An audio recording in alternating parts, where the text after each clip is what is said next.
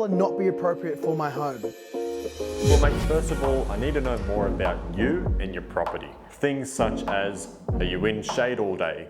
Have you got full sunlight? Is your roof face facing north, east, south, west?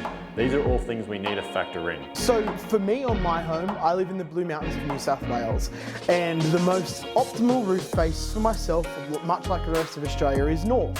However, I don't have a north roof. I have a 10-degree south-facing pitch, so all of my solar is actually facing south. I'm completely against tilt frames. They are ugly, they are unreliable, and hard to install. So to summarise, solar is a great fit for any home, and the reason that we can say that is because of the products that we use. End-phase microinverters mean you can install as little as 2 panels if you wanted to, and up to more than your roof can possibly handle.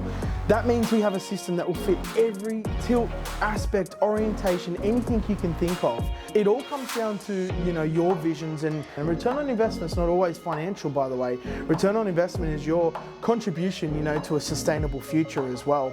So keep that in mind. Even if one of those factors do apply to you, give us a call here at Penrith Solar Centre and one of our consultants can walk you through the process.